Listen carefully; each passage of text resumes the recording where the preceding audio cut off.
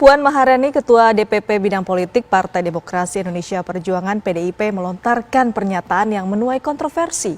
Dalam pengumuman calon kepala daerah yang akan diusungnya dalam Pilkada, Puan sempat menyebut agar Sumatera Barat menjadi provinsi yang mendukung negara Pancasila. Pernyataan Puan tersebut pun kemudian menuai polemik karena dianggap menyakiti perasaan masyarakat Sumbar. Semoga Sumatera Barat bisa menjadi provinsi yang memang mendukung negara Pancasila. Bismillahirrahmanirrahim.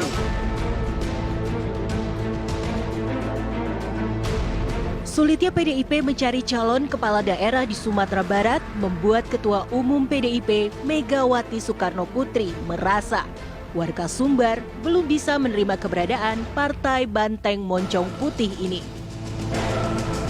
Terlebih dalam kontestasi politik 2019 lalu, PDIP gagal menghantarkan para legislatornya ke Senayan. PDIP semakin menjadi sorotan ketika pengumuman calon kepala daerah Sumbar yang didukung PDIP oleh Ketua DPP Puan Maharani. Tercetus harapan agar Sumbar lebih Pancasilais.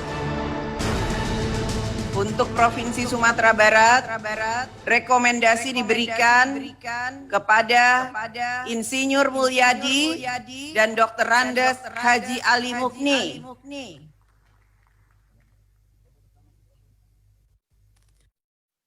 Merdeka!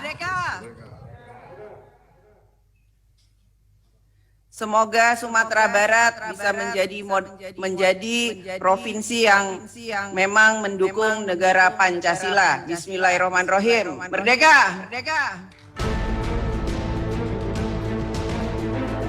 Politikus asal Sumatera Barat, Andre Rosiade, mengingatkan Puan Maharani ihwal keterlibatan tokoh asal Sumatera Barat dalam pendirian negara Indonesia. Menurut Andre, pernyataan Puan tidak saja membuat kontroversi yang tidak perlu, tapi juga sudah menyinggung masyarakat Sumatera Barat. Kami ini adalah orang yang Pancasilais. Ya.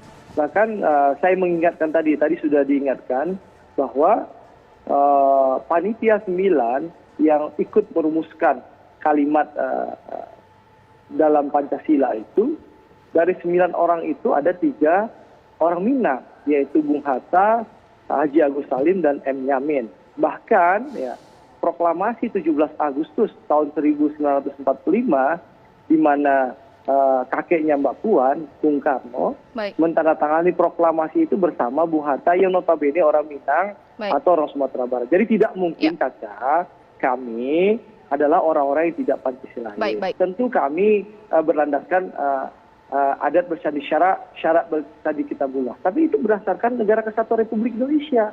Orang Minang ini Bang Kodari tidak mungkin keluar dari NKRI. Orang Minang ini nggak mungkin tidak Pancasilais. Kami ini salah satu pemegang saham terbesar di Republik Indonesia.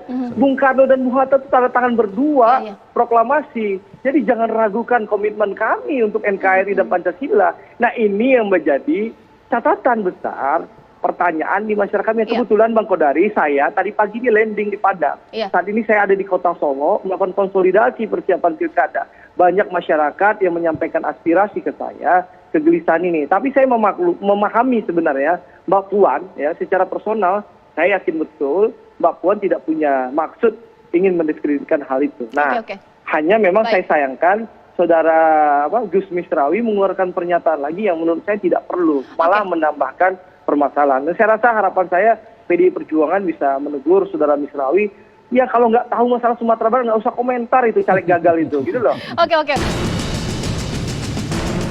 Pengamat politik M. Kodari menyatakan PDI Perjuangan tidak pernah menang di Sumatera Barat karena karakteristik basis sosial masyarakat Minang, yang mayoritas adalah santri modern. Sementara basis pemilih PDI Perjuangan adalah non-santri. Memang PDI Perjuangan di Sumatera Barat untuk nasional itu dapat 3,5%. 2009 4%, kemudian 2014 membaik ya hampir 8%, 7,6. lalu 2019 turun lagi menjadi 4,9%. Jadi memang performance PDI Perjuangan di Sumatera Barat ini di bawah rata-rata nasional. Kenapa? Begitu.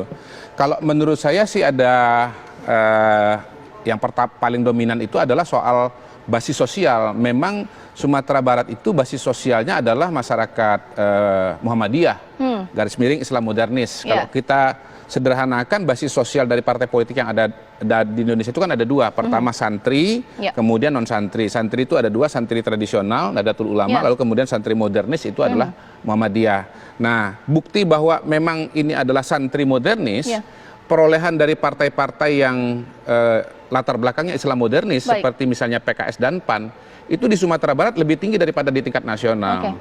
Sebaliknya untuk partai yang berbasis santri tradisional, yaitu Nadatul Ulama dan PKB, yakni PKB, itu perolehannya itu bahkan lebih rendah dari PDI Perjuangan.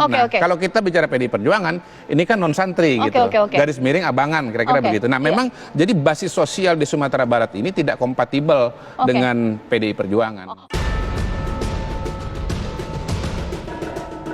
Pernyataan Ketua DPP PDI Perjuangan Puan Maharani seakan mempertanyakan sikap warga Sumbar dalam mendukung negara Pancasila.